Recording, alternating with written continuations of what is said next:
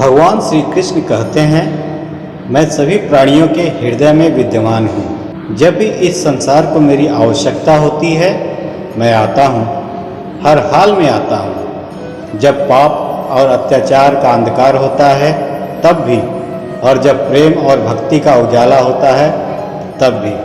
दोनों ही परिस्थितियों में मेरा आना निश्चित है। जो व्यक्ति मृत्यु के दौरान मेरा नाम लेता है, वह सदैव मेरे ही धाम को प्राप्त होता है। इसमें कोई शक नहीं है। ऐसा कुछ भी नहीं इस संसार में, चेतन या अचेतन, जो मेरे बिना अस्तित्व में रह सकता हो। न तो यह शरीर तुम्हारा है और न ही तुम इस शरीर के मालिक हो। यह शरीर पंच तत्वों से मिलकर बना है: आग, जल, वायु, पृथ्वी और आकाश। एक दिन यह शरीर इन्हीं पंच तत्वों में विलीन हो जाएगा। इसलिए व्यक्ति को अपने आप को सदैव ईश्वर को समर्पित कर देना चाहिए।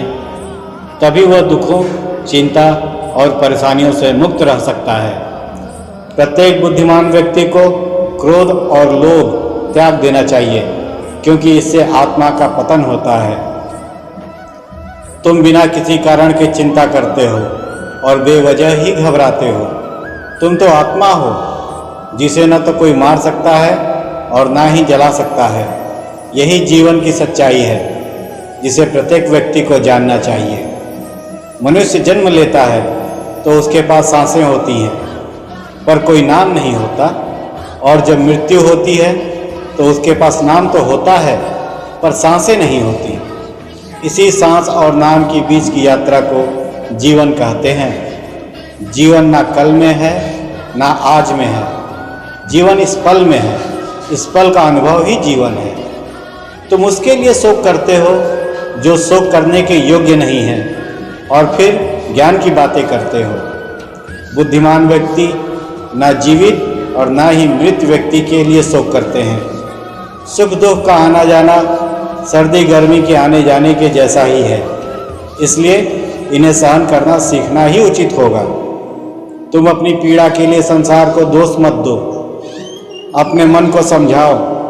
तुम्हारे मन का परिवर्तन ही तुम्हारे दुखों का अंत है। मनुष्य का जीवन केवल उसके कर्मों पर चलता है। जैसा कर्म होता है वैसा ही उसका जीवन होता है। समय कभी नहीं रुकता। यदि आज बुरा चल रहा है तो कल अवश्य अच्छा आएगा। आप केवल निस्वार्थ भाव से कर्म कीजिए और वही आपके हाथ में है।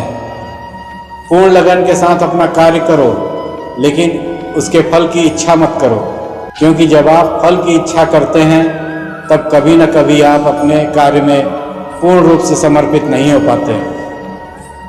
धर्म चाहे जो भी हो, अच्छे इंसान बनो, क्योंकि हिसाब हमारे कर्मों का होगा, धर्म का नहीं।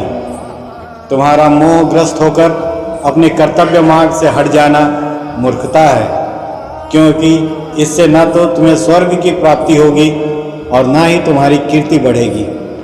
बुरा वक्त तुम्हें जीवन के उन शख्स से सामना करवाता है जिनका आपने अपने अच्छे वक्त में कभी ख्याल भी नहीं किया होता।